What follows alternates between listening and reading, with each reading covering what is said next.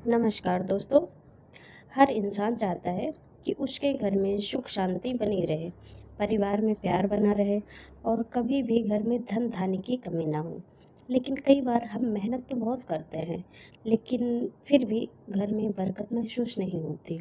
शास्त्रों और हमारे बुजुर्गों के अनुसार कुछ ऐसी छोटी छोटी आदतें हैं जिन्हें हम अपनाकर घर का वातावरण सकारात्मक बना सकते हैं। आज की इस वीडियो में हम जानेंगे ऐसी सरल आदतों के बारे में जिन्हें रोज़मर्रा की ज़िंदगी में अपनाकर आप अपने घर में सुख शांति और समृद्धि का माहौल बना सकते हैं। तो आइए शुरू करते हैं। सबसे पहला है, दिन की शुरुआत भगवान के नाम से करें। दोस्तों, कहा जाता है कि सुबह का समय पूरे दिन की दिशा तय करता है। इसलिए कोशिश करें कि सूर्योदय से पहले या कम से कम सुबह जल्दी उठें।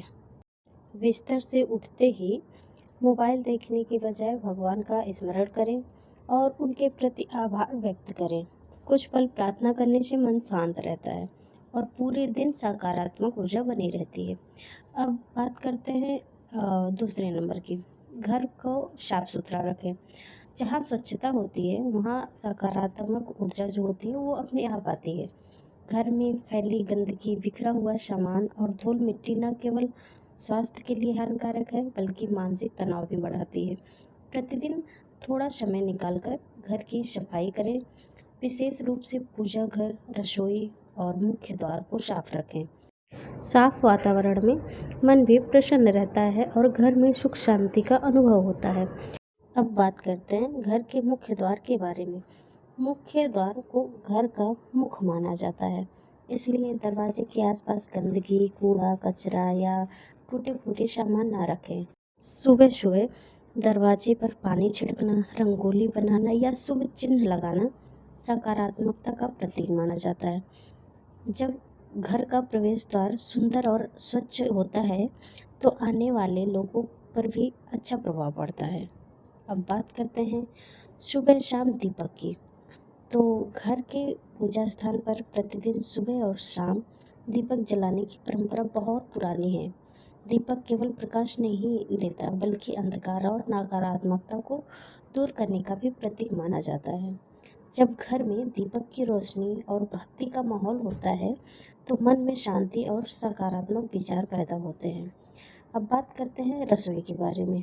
रसोई घर को अन्नपूर्णा माता का स्थान माना जाता है, इसलिए रसोई को साफ और व्यवस्थित रखना बहुत ज़रूरी है। रात में जूठे बर्तन छोड़ने के बजाय उन्हें साफ कर लें।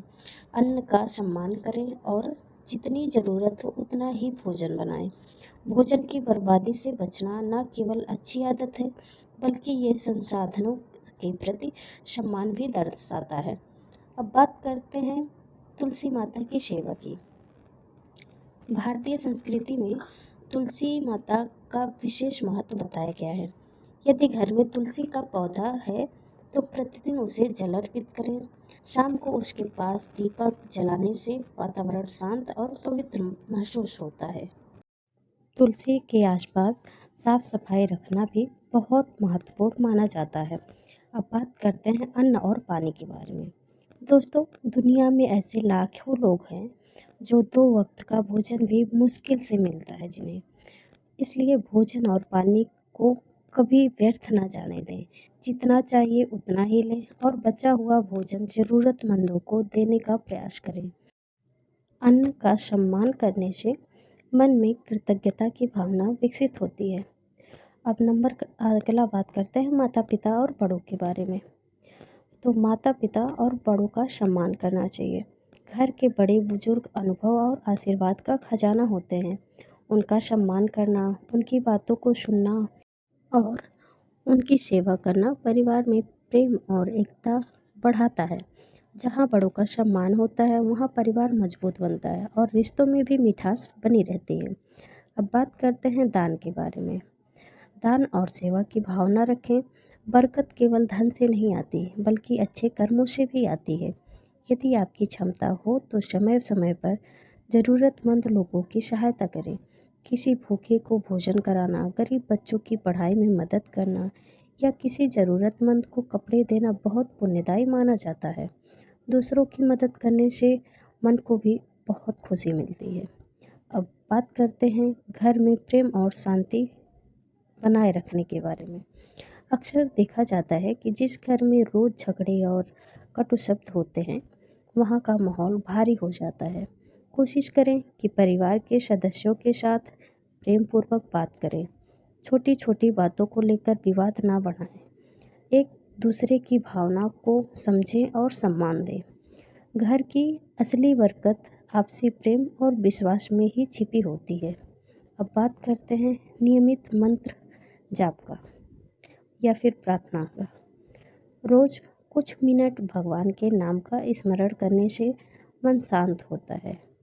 अपनी अपनी श्रद्धा के अनुसार कोई भी मंत्र या भगवान का नाम आप जप कर सकते हैं।